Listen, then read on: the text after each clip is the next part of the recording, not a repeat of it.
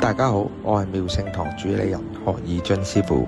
妙聖堂敬奉千手千眼觀世音菩薩、圓光觀世音菩薩同五路財神，得到菩薩賜福，指引過百款草本配方，為善信提供獨一無二嘅甘露藥籤蔥花涼。